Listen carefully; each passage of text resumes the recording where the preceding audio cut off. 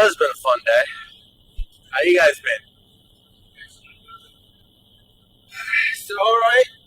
I'm Dan. I am here for my 10th year doing this thing. All sorts of fun. Which means it is, of course, Grandma's 6th year doing this. Also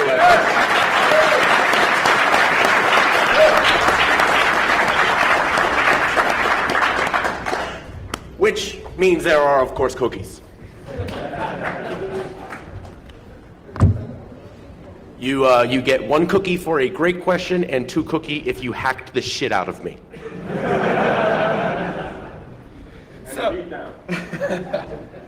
So my whole thing, my whole thing is to take a look at what I consider to be foundational elements of internet security. So SSH, TCP/IP, DNS, same origin policy, DNS, visual pattern recognition and binary data. That's a foundational element. DNS, that pattern obsession. I'm sorry, it's just so much fun. So this year, I'm starting to address what I call the crisis of authentication. Vulnerabilities and O-Day gets all the press, but at the end of the day, when you actually look at the data from Verizon Business, you see about 60% of compromises come from really stupid shit. No passwords, bad passwords, default passwords, my passwords.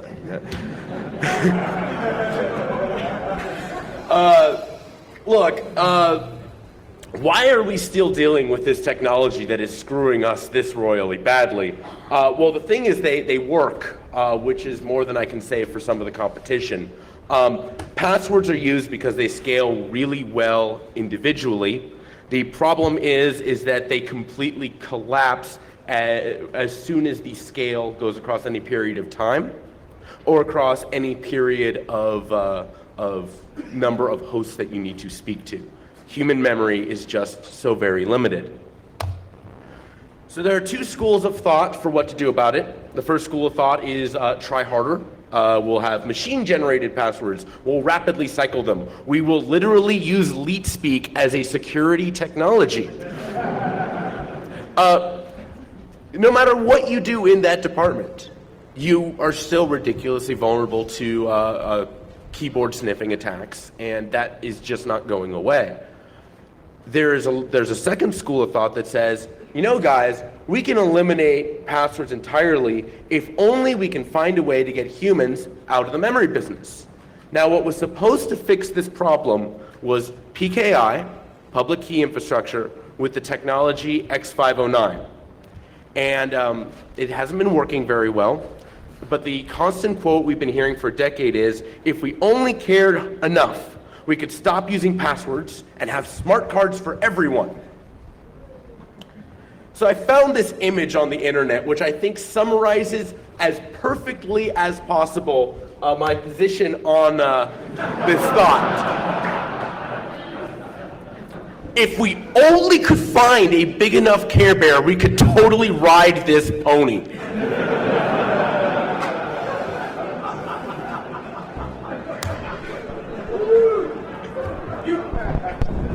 Okay, guys, business has cared enough about PKI to invest hundreds of millions of dollars into the dream. The reality is, this is not the fault of the business guys. They put their money where their mouth was. I've been taking a long, deep look at X509. I'm going to tell you, as an engineer, there are things wrong with it. There are things wrong with it structurally, and there are things wrong with it technologically. The reality is this is security technology that we developed and finished in the 90s. We didn't do security very well in the 90s. We really do need something of a reboot. And if you've noticed, I've been talking a lot about DNSSEC as the technology that's going to allow us to do this reboot. Now you're going to hear why for the last couple of months I've been so down on the technology. Now, I do want to be clear. There are those who think we should build some kind of magic new internet, which would just not have any of these security problems. This is not going to work. The analogy I use is it's similar to suggesting, why don't we build cities without roads or highways in the middle of a forest? It'll be great. It'll have amazing mass transit. It will also not work. It will not be enough. You must have solutions that integrate into the real world. But what we're doing now is not working. It is just not offering what we need to secure authentication. So I gotta warn you guys, if you are a elite hacksaw, you're gonna be incredibly bored by the next 10 or 15 minutes. To deal with that, I'm gonna show you the quote that spawned this talk and show you what this talk spawned. The exact quote was given to me after CCSC of last year, was from Meredith Patterson, and she says, I'm gonna go home and figure out the precise grammar of a certificate and see just what I can put in there. This was an extension of her principle, which said if your specification contains grammar and your implementation does not directly implement that grammar, your implementation is wrong. Well, she told me this, and I pretty much realized she was probably onto something. And yeah, so we're at Black Hat with a cert for DEF CON. That's actually real. Now, I would never ask you guys to believe me when I say that this is a real cert for DEF CON. Alex, would you mind coming up?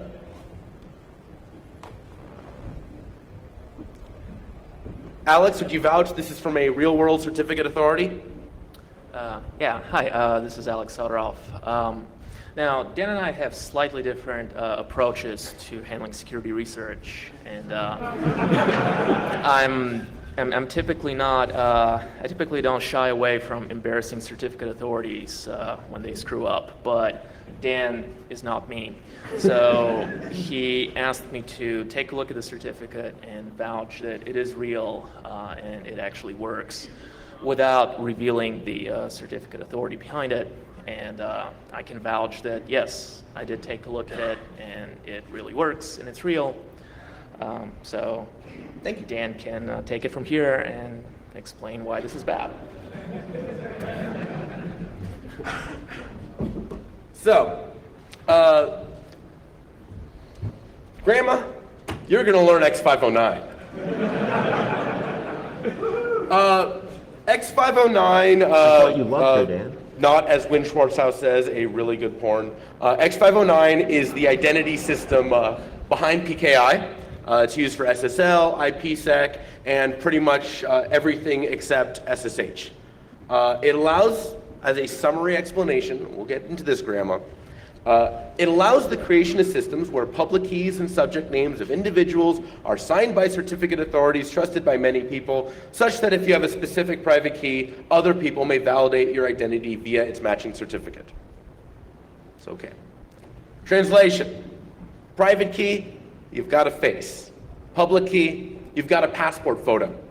It's really hard to go from a passport photo to a face. It's really easy to go from a face to a passport photo.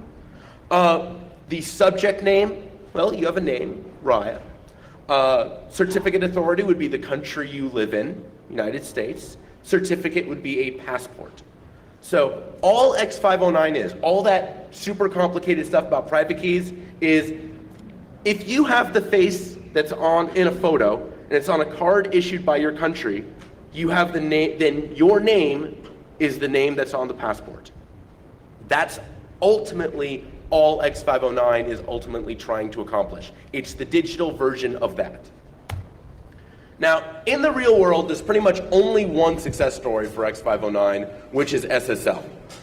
This is the technology used to secure HTTPS, the web, and I would say probably the greatest advance in computer security, period, was actually whoever figured out in the 90s you could get people to give websites credit card numbers if the crypto guys were happy. And we actually got relatively decent crypto out of this. This is a miracle. In terms of actually deploying strong cryptography, that we did not get into the habit of handing credit cards to websites with no encryption whatsoever is astonishing. Now, there's only about 1 million SSL endpoints. There's a heck of a lot more endpoints for websites than there are SSL. In fact, people are arguing about whether we should even be using encryption for cloud applications. So the entire argument we had about credit cards we're having to have again about what about the actual applications you're using to handle your personal data. So the walkthrough for how you acquire a certificate. Everyone thinks it starts with going to a certificate authority. It doesn't. It always starts with going to DNS, because the certificate authority has to assert that you have this name, and the name comes out of DNS. So first you register a name in DNS, providing an email address as the canonical user behind a domain name. You generate then a public and private key pair. This is the face and passport photo of this website that you're going to build. You provide the public key to a certificate authority along with the name of the website that was registered in DNS. This is done with what's called a PKCS10 certificate signing request, or CSR. Certificate authority, well, it sees you have some public key. It sees you'd like to be some particular website. That's great. It goes ahead and runs off to, it runs to DNS. Says, hey, am I actually allowed to give this guy this certificate? It goes to the Whois database, finds out who to mail, gets an email address, goes to DNS, finds out what server, sends them a mail. The link is clicked, and the certificate is issued. Now, you might say, Dan, you're oversimplifying this. I mean, sure, some CAs work like this. Maybe even most CAs work like this, but not all. My CA put me through the ringer. They made me sign all this paperwork, did DUNS lookups, phone calls. Lawyers showed up at my door and made me provide blood samples. Well, this doesn't matter, because the first flaw, X509 cannot exclude without great pain. That means is, there are dozens and dozens of CAs out there that are trusted by everyone. Every CA can issue certificates for every single name. This is the direct equivalent of Zimbabwe being able to issue American passports. Look, I like Zimbabwe. I think they're a fine country. I'd like them not to be able to issue my passport. Even if your CA runs you through the ringer, that doesn't mean every other one will. The security of the whole is equal to the security of the weakest link, and anything more, as I'm sorry, because I know these guys and they're very responsible and they try very hard, but if you're more secure than the least secure guy, it's just security theater. So the bad guy just goes to the weakest link. So I'd like to compare that with DNS. DNS is very good at excluding, is very good at making individual entities unable to screw you. DNS, the average name has 3 layers. You have a root. There's one of them. There's not 50. There's a classic quote that the CA system is only as secure as the money they refuse to take. I think it's Peter Gutmann who said that, although I'm probably wrong. Ain't that funny? The root won't actually take your money, at least right now. The root is kind of an adjunct to the state system, and it's really hard to pay China money for them to agree you exist as a country. The second layer are the registries. VeriSign has exclusive control over COM. Affiliates has exclusive control over org. Now, something very interesting happened. First off, VeriSign cannot do anything to org. Only Affiliates can. When one of the TLDs by one of the registries became filled with malware, one registry was responsible, one registry was losing money, one registry was losing reputation, one registry fixed the problem. When you actually have single points of responsibility, you get accountability, which means you actually get action to repair problems. Bad sites were taken off the net by this model. That cannot exist in the CA system because there's always 29 others that could have done the same thing.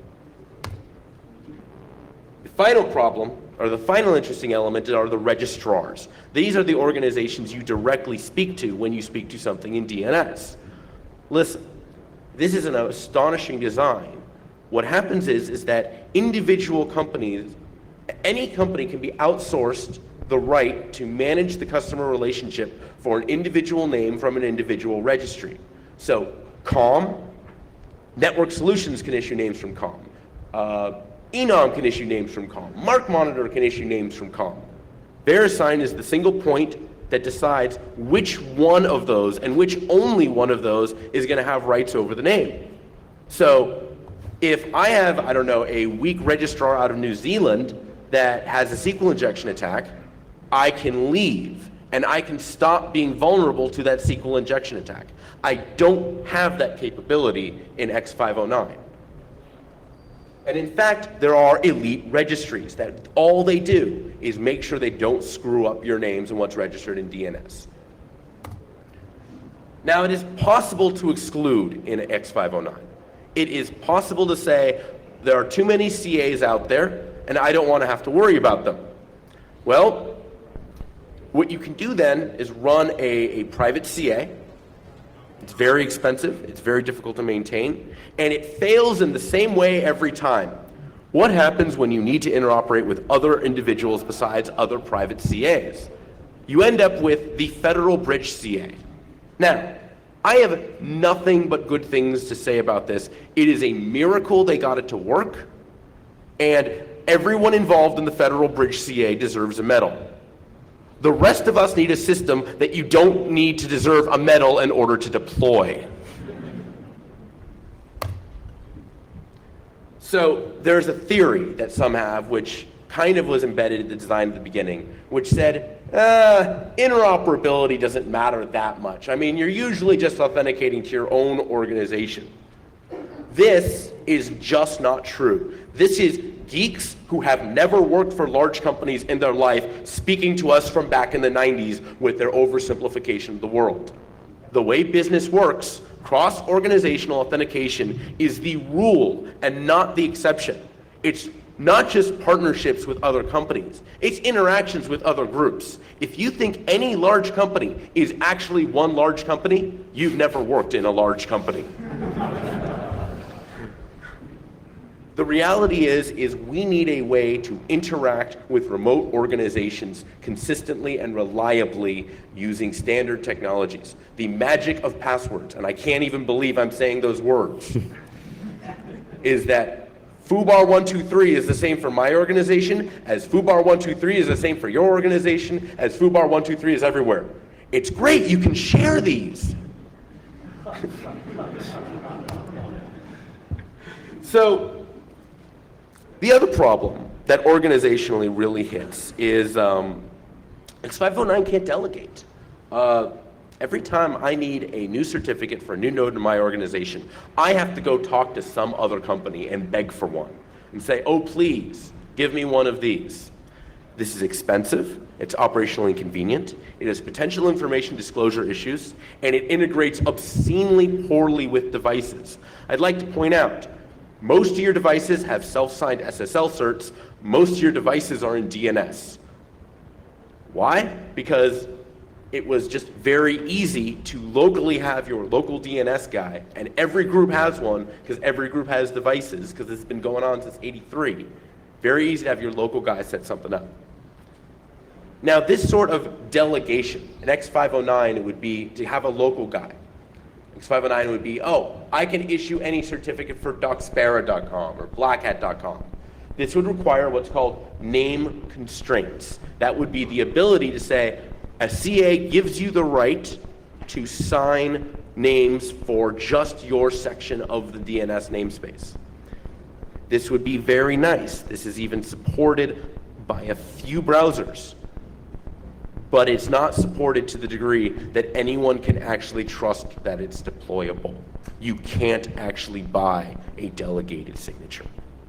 Now, there's another option. You could go ahead and have a wildcard cert. I could get a cert for star.docsparrow.com and put it on every device in my organization. And now, I wouldn't need to worry about any delegation at all.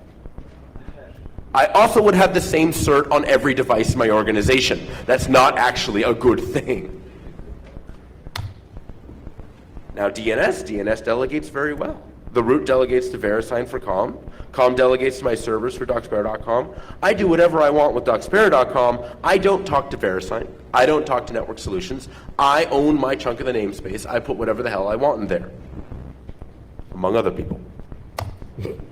So, X509 delegation. X509 delegation is in fact possible. It's really painful. There is serious demand for being able to run a certificate authority and a private certificate authority and have your certs valid at other sites. Now, I told you earlier, you can't do this securely without name constraints. So they just don't do it securely. They just sell root certs. What are you going to do? This is all, it's not that they're bad people. It's, they have a customer demand. The customer spent a lot of money on this PKI. Their certs don't work at other organizations. Make them sign something that they'll promise to be good. We ultimately have ended up with a security model where an unknown and unknowable number of companies promise not to create certificates for bankofamerica.com. So, some history. 2008 was not a good year for X509. Mike Zussman actually bypassed Komodo's security checks by claiming www.live.com was actually the name of an internal server. And that's not subject to validation at all. He also had a bypass for StartCom's checks via web interface hack that I don't actually know. Well, when I broke DNS last year, I broke SSL as well, because as I said, the root of SSL is actually DNS. It has to go for most of the CAs to DNS to actually authenticate you. I knew I had done that. And mine is kind of patched, mostly patched, majority patched. BGP is not going anywhere. Avi Polosov showed that any node with BGP access could actually sniff those emails for domain validation and therefore get access to SSL certs as well. I don't think he realized that he had done that, but yeah, that's still out there. But the big SSL hack of 2008 was what Stevens and Soderov did last year with MD5. And it can be summarized as when a certificate authority or country deems you worthy of a certificate or passport, it signs, creates a passport with a hologram, your public key, your photo. Now, signing requires two things. First, you have to securely hash the certificate, summarizing it down to a small number of bits. And the hash is considered secure if it's just too difficult to find another file with the same hash. And second, you sign that particular hash with the CA's private key. Now the problem is that Rapid SSL was, among other things, using MD5 as the hashing algorithm before the signature. MD5 is not secure. We've known MD5 is not secure since about 1996. We're still 95? When did we? 96, 95. Too long. Still using it. So, finally blew up in our face. Stevens with Lenstra actually created a new sort of collision attack. We had collision attacks in 2005 from Xiaoyun Wang. We really should have stopped using MD5 then. We didn't. The Stevens and Lenstra contribution was what was called chosen prefix, where if you have two different beginnings, you can create a magic blob that when appended will cause them to have the same hash. So Alex's attack was very elegant. They took a CA, they took Rapid SSL, had them sign a certificate, well, generate a certificate based off a PKCS 10 request, generate a certificate that looked nice and innocent and had a totally valid CN, and then when the actual certificate arrived, signed, they would swap out the nice content for the malicious content and replace and have the blob in place such that the hash would stay the same. And with the hash the same, the signature from the safe version would work on the unsafe version. Now, this actually required some really interesting work to manage the serial number. They had to actually request the certificate at the exact right second in order to get all the bits to align. So it took them a few months. They got a working intermediate. Great. Now, it turns out, and hackers, you can finally wake up now. It turns out there's more where that came from.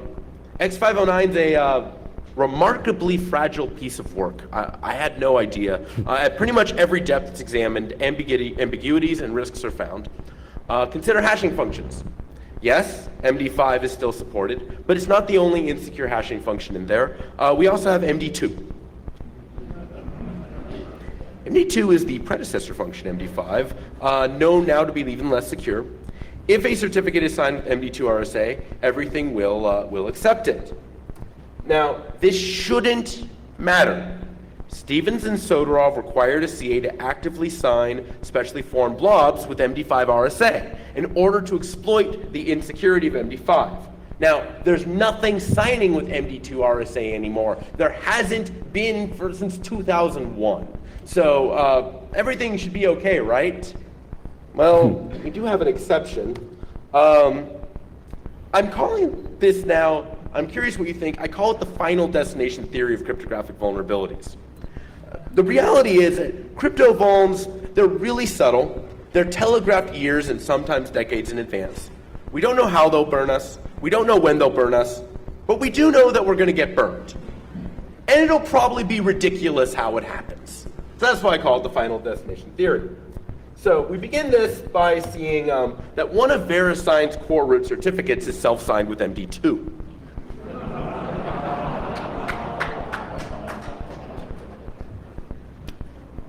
This is just where it begins.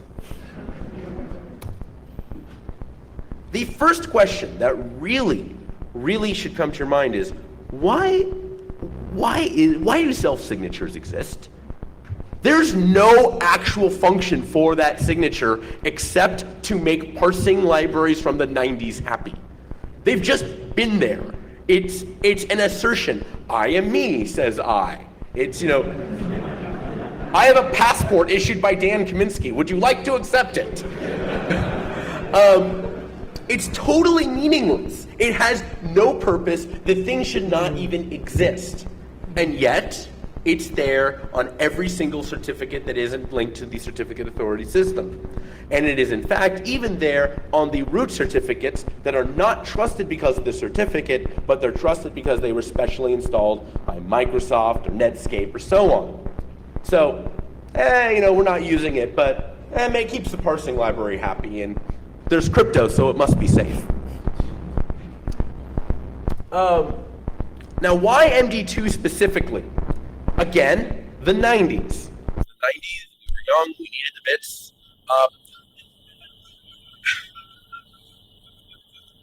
Very efficiently. Look, Dieter Gutmann had this great explanation. He's like, look, VeriSign as of March 98, still issuing certificates with an MD2 hash, despite the fact that this algorithm has been deprecated for some time. This may be because they have hardware, the PBN safekeepers, which can only generate the older type of hash. So on one level, VeriSign had no choice. Their hardware just wouldn't let them do anything. And why would their hardware be so configured? Well, because as of mid-90s or late 90s security theory, MD2 was the slowest hash algorithm, therefore it had to be the most secure hash algorithm. Let's just be positive and say we've learned a lot. Now, it turns out there are many ways that a hashing function can break. As I said, in 2005, we had our collisions from Zhao Yun Wang, where you started from nothing and could make two things have the same hash. There was the chosen prefix, where you could start from two different things and make them have the same hash. And then there's a class of attack called the pre-image attack. Given a hash, create something new with that hash. Now, SHA-1 has no problems here. We're not getting a pre-image attack against SHA-1 anytime soon. Nor with MD5, nor with MD4, nor with MD2 has some problems here.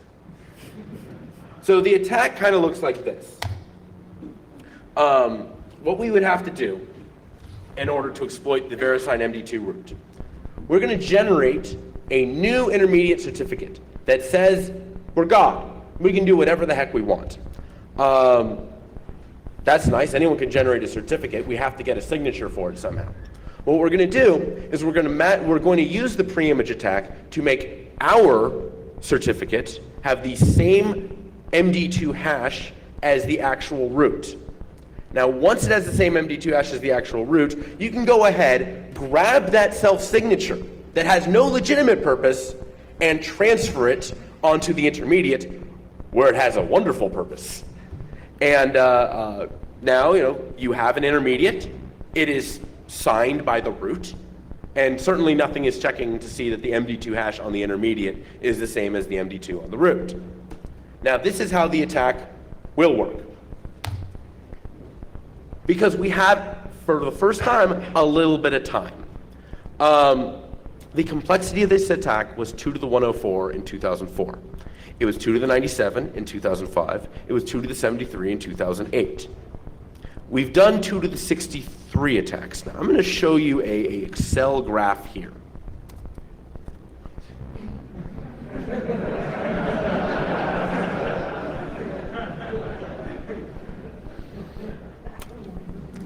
How about we not do what we did with MD5 and wait until it absolutely blew up in our face? I went to a lot of vendors and said, look guys, you see the trend, this is gonna fail, we know exactly how it's gonna fail, we know exactly how it's exploitable, and we know it's gonna have fairly catastrophic effects. Instead of doing the big chaos emergency patch, oh my god drama thing, why don't we just shut off this useless hashing function we're not using anyway? And they said okay.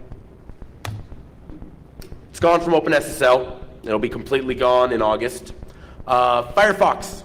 It's already gone from latest NSS 3.12.3, so Firefox 3.5 already distrusts MD2. Firefox 3.0 series will get integrated reasonably fast. Red Hat has already shipped new NSS into their distributions. VeriSign, last I heard, is reissuing that certificate with a SHA-1 self-signature. Remember, nothing is using this self-signature, but fine. Have your freaking cert, just don't let it be MD2. Last I talked to Opera, they were waiting on VeriSign. Apple and Microsoft are testing fixes. Google actually owns the stack for Android, so they are going to go ahead and remove MD2 from Android. And GNU TLS was actually very nice, and they said at some point years ago, why the hell are we supporting this hashing algorithm anyway? So for once, we did not wait until the friggin' bear ate us. Cooperation is good. There's some fun ways this one blows up. We actually have a really interesting thing available on this particular route, which is client authentication. So for all those smart cards that are out there, when the MD2 pre-image attack happens, you're going to get to log into boxes as whoever you want. Now, I know what you're saying. You're saying, Dan, no one would possibly have this certificate in their certificate trust list. Well, the funny thing about SSL, now certificate trust list is the list of routes that are allowed to assert arbitrary identities. Think of it as the list of countries that the United States will respect passports from. They're not respecting passports from, Dan Kaminsky land. Well, it turns out that SSL will actually tell you what it is trusted. And if you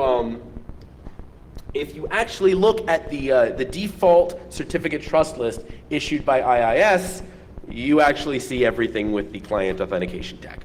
So it shows up. This goes back to what I said about X509 and exclusion. It doesn't matter if your CA runs you through the ringer. It doesn't matter if you have to fill out 80 forms in triplicate in order to get your CA to assert your identity. If the server accepts some other CA, you're subject to its security level. Now, this was not actually a characteristic of the route that RapidSSL had. So that's why it didn't come up earlier. I do want to defend VeriSign a little. This was not actually their problem. There were lots and lots of people who just making sure I know what time it is. Yeah, there were lots and lots of people who were using MD2 in this way, up even until 2001. Now these certificates have all expired. Doesn't matter if you can do an MD2 pre-image, you can change the expiration date. But it does matter that these things have not actually been useful on the internet for like 7 years. So you'd think that they'd be gone from the internet forever, and there's no way that a mass scan for SSL servers would actually find one of these other MD2 hosts. There is like one, maybe two, but mostly one. I think there was one that was still online. Now, there's going to be about 10 people in the room maybe more, who understand why this is completely epic Final Destination. But I'm just going to show this and see who gets it, and you all get cookies.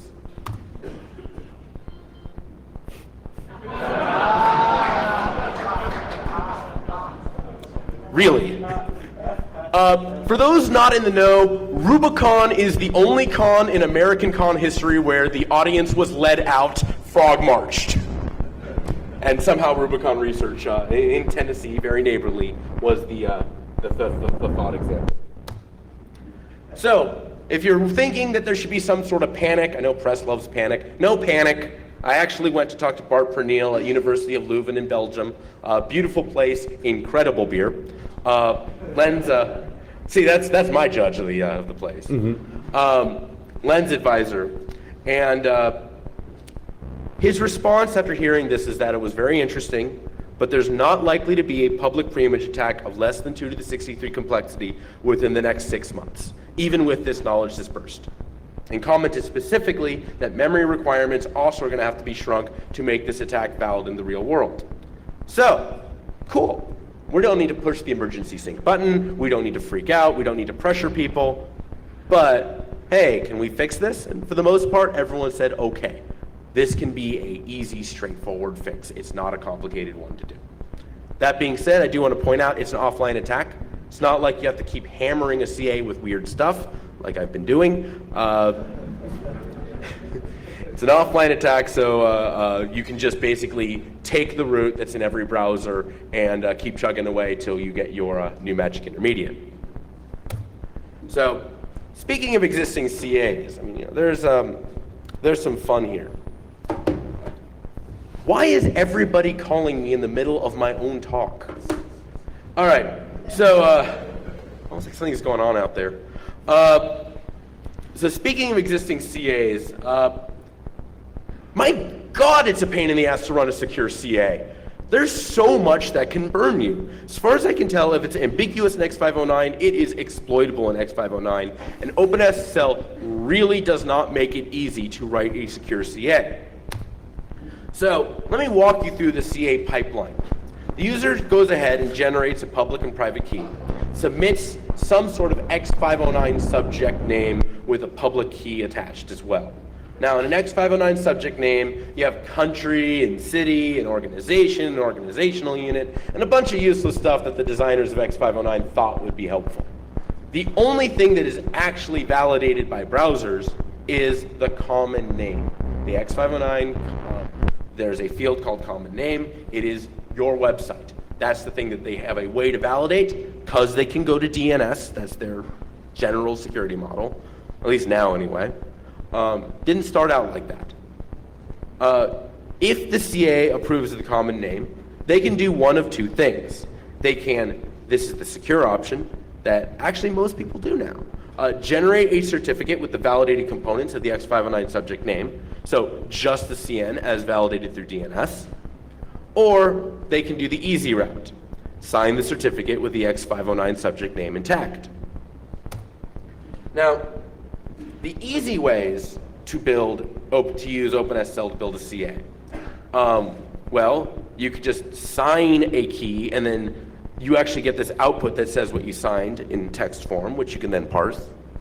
So, go look for CN equals and take that string. You could dump the PKCS10 request to text and parse it, which gives you something like this.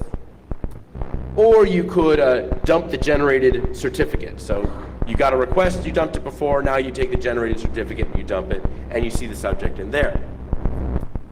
Now there's a really obvious attack for this strategy. You just go ahead and put extra, weird strings in that make it look like another CN is there. And what you get in byte for byte accurate mode is a injection, like LDAP injection, like SQL injection, like any, where you actually end up with bad guy inc cn equals www.badguy.com. That entire string is the organization, is the O. Now, OpenSSL has modes that filter this out, that do commas and escapes and all sorts of stuff. In fact, every other mode but the default is secure against this. Damn.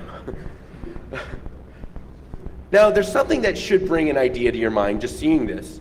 There's actually two common names in that string. There's the common name that was injected, www.badguy.com. There's also the common name at the end, www.bank.com. Which wins?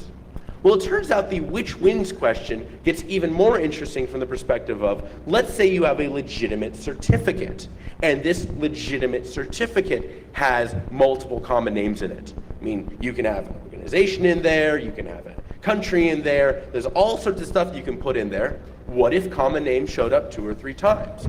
How do things respond? It turns out the answer is every possible way. OpenSSL will pick the first CN, usually. Crypto API is actually all-inclusive, so any CN in the certificate is acceptable. And NSS and Firefox will actually go for the last common name, thank you very much. Now, the first thing you might ask is, isn't there an answer in the RFCs about which should win? Well, yes. Somebody finally dug something up. It's 2 words, it's in parentheses, it's most specific, which is not actually defined in any RFC. So, first, all-inclusive, last, fail. Now I said that OpenSSL usually accepts only the first. It is possible with the OpenSSL APIs to get all possible CNs. They were aware of this. They designed the API such that you would repeatedly run X509 get name, get index by NID, and name, get entry, and run it until it fails. This is what you're supposed to do. Okay, this is what everyone actually does. They call X509 name, get text by NID, and they give it a subject, they give it a NID common name as the identifier, and the output goes into data with a max of 1024 bytes. This exact code is SQL clause, OpenX, wget, Bacula, Neon, OpenLDAP. I did not actually find an OpenSSL consumer that looked for all certs. So a CA that uses this particular API would only see, thus validate, the first common name. So what would you do with this? Well, the obvious thing is to try to abuse wildcards, because it's always great to be able to make a cert for anything. Netscape and Internet Explorer have fundamentally different policies on wildcards. Netscape has an unlimited wildcard policy. If you ever get a cert for star, you win. IE is pretty sure that if it ever sees a cert for star, a hacker's involved. And it says, wait, that's just too good a cert.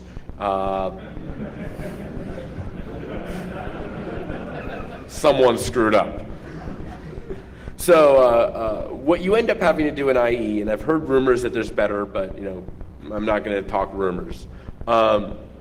You can have 3 CNs and 1 PKCS10 request.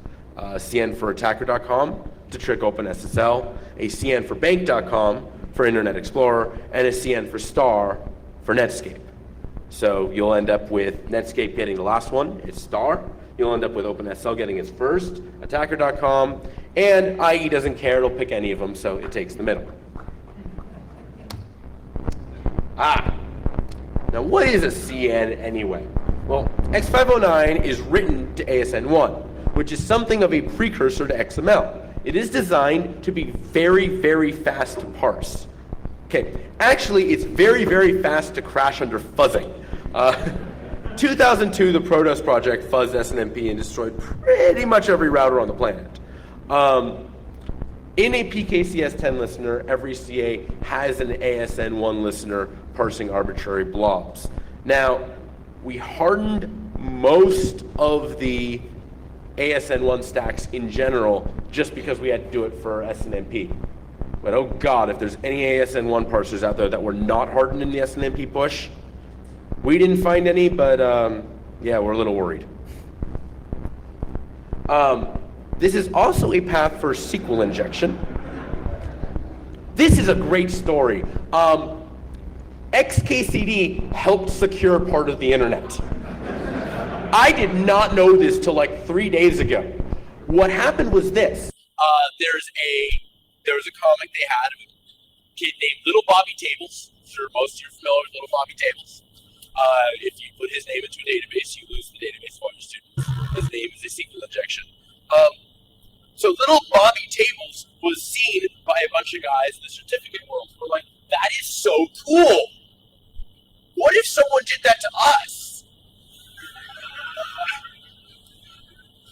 They realized really quickly you could have a common name of, Bob Drop Tables Certificates. And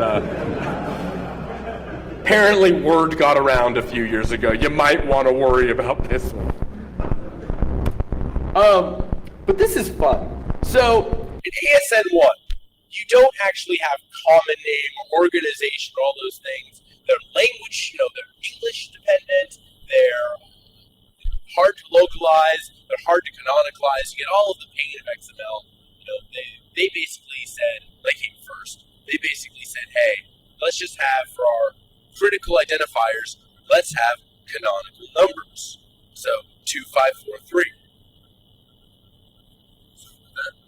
So 2543 is the OID, the object identifier for common name. How is this encoded actually on the wire? Well, what we have is what's called ASN1 BUR, the basic encoding rules. This is a way of putting ASN1 bytes on the wire.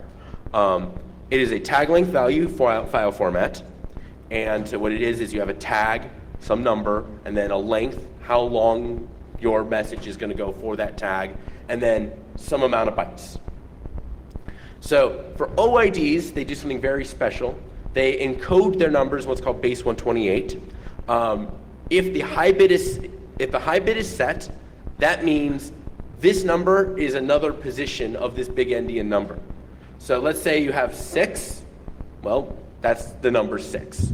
If you have 86, that means this is a 6, and there's another digit after this one. So for example, very simply, 2543 encodes to 6, object identifier, 3, length equals 3, 55, don't ask, somehow that means 2.5. Yes, they actually tried to compress bits. 04 is a 4, 03 is a 3. So 6, 3, 55, 4, 3 is a common name, usually.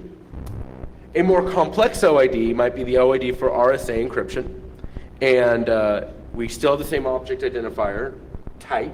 We have a length of 9, but now we have 2A, which is 1.2, and 8648. Subtract 80 from 86 and you get 6. It's the leftmost position, it's only 1, so 6 times 128 plus 72 equals 840. So 1, 2, 840. Do the same here, you end up with 113549, and then 111.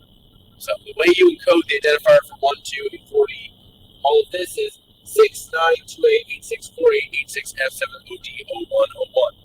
So if you want to have an SSH key fingerprint, you can. So there's a couple fun things that you can do.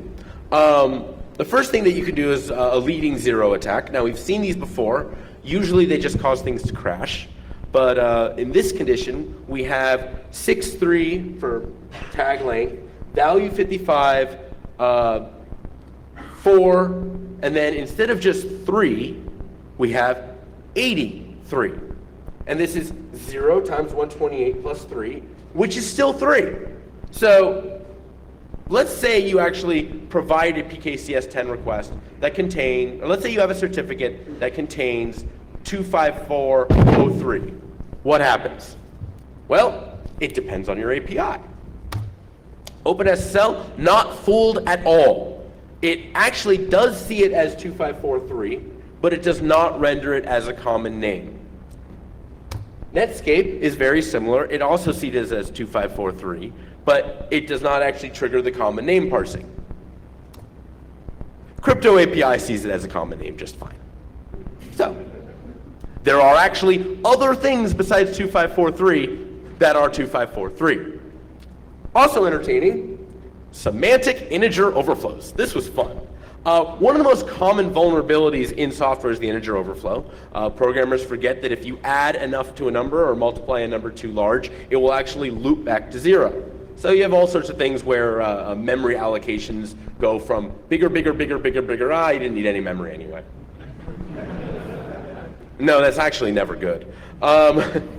So we have this algorithm, place value algorithm, where we keep multiplying by powers of 128.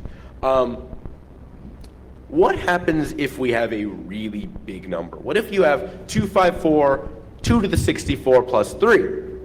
Well, OpenSSL has what's called a big num library. There is no limit. It does not have integer overflows here anyway.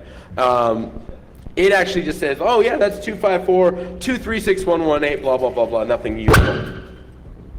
Causing noise over there, Len? I'm pouring you water, man. You are my hero. I'm so thirsty.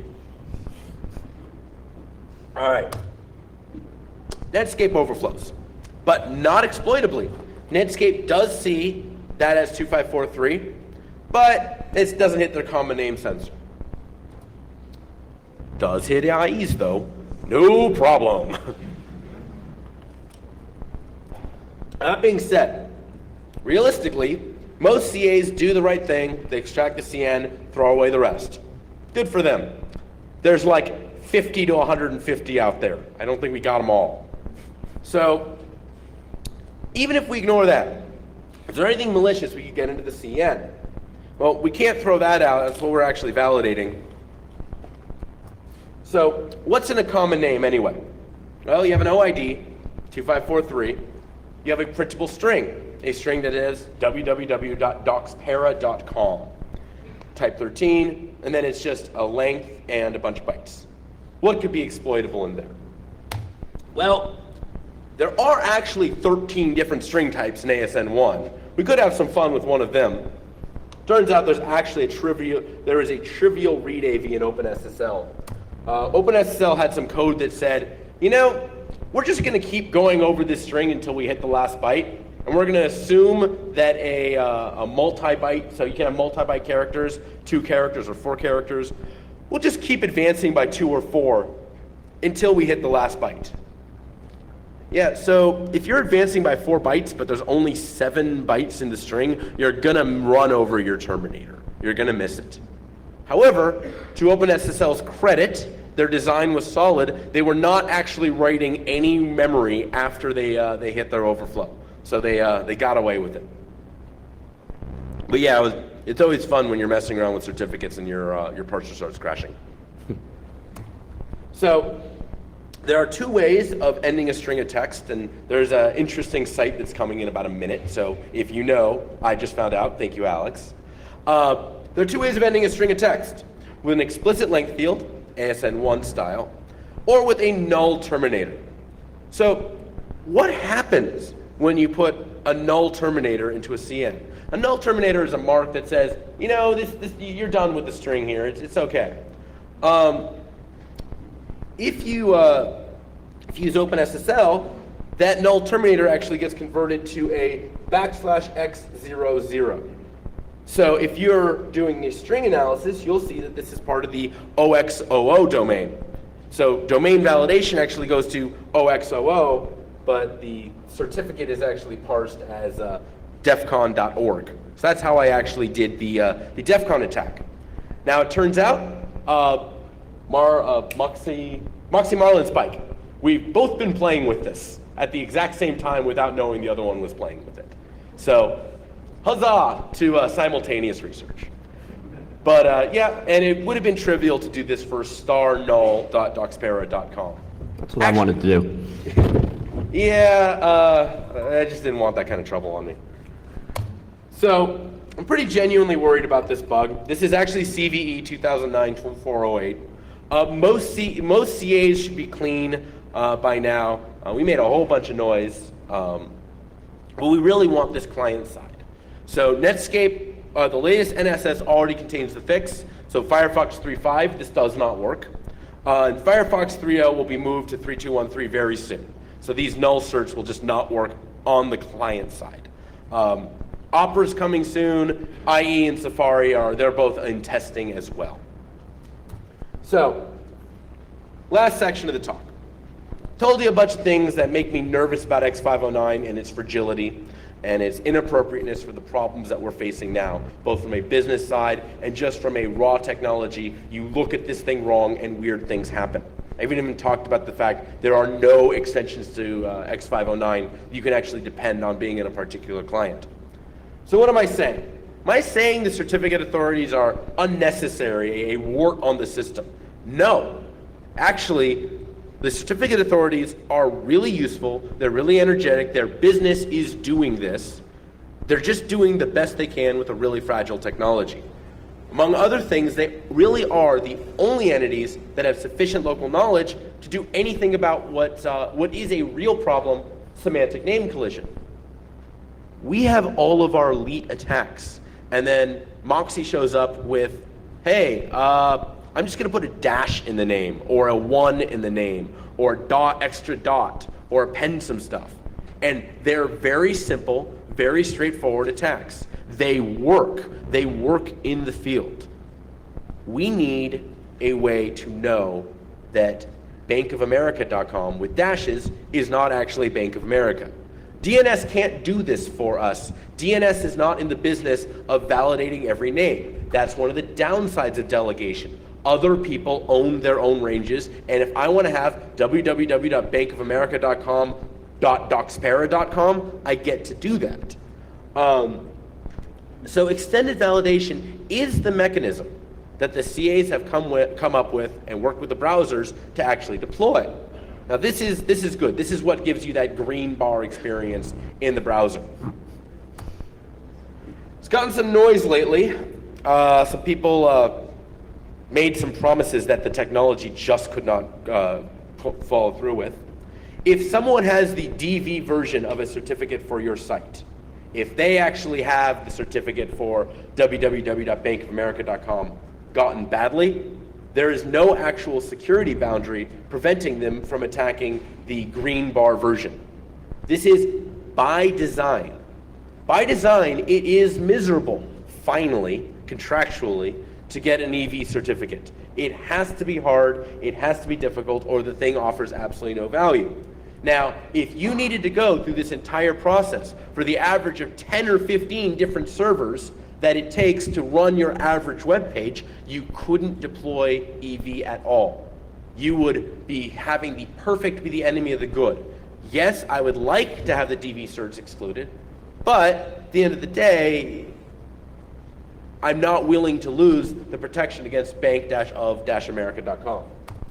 So people are really surprised by this. And this was my experience with this for a while. 2 years ago, this got brought up by Adam Barth and Colin Jackson. I gave a shout out to it in my talk last year. I guess it really does take Mike Zussman and Alexander Sotorov. They have a really cool talk coming, and it's basically, hi, this security boundary doesn't exist, so we're just going to stomp it to pieces. And it's true. It works very, very well. You should go check out their demos. But what they're hitting on something the technology was not designed to do. All it handles is semantic collisions, but semantic collisions are so important to deal with, we need the CAs in order to enforce them. So what do we do? What does the actual end game start to look like? We've got to get the DNSSEC loop signed. Even if we don't know where it's going to go, let's at least get this necessary prerequisite into place so that we can explore building a new PKI with a canonical root, with exclusionary powers, with delegation powers. I can't promise you that it'll work, but if it works half as well as DNS has for the last 25 years, given that it is the federated, multi-trusted identity system of everything else but trust, I think it'll end up okay. Once we get that done, we can start bootstrapping other protocols for cross-organizational trust. We can use DNSSEC for SSH, IPsec, PGP, even SSL, and listen to what happens if you put the hash of a cert into DNS. If the certificate is an EV cert, EV will still work. There's still a cert. It has all the magic fields. The browser can identify it. However, any other certificate does not actually have that hash, and you will finally be able to have EV with exclusion of invalid DV. So that will be nice.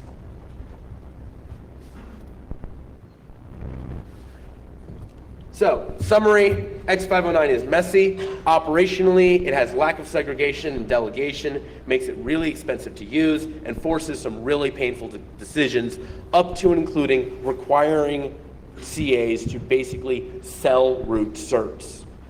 It sucks, but that's operationally what's been required. Technically, the technology is just oddly fragile. Like, I did not expect to find a semantic integer overflow, but it was there. The organizations, they're not malicious. They're not, twirling their fingers or mustaches. They're trying to do the best they can. They don't have a very good framework for it. Let's build them a better one. So that's what I got. I hope you liked it.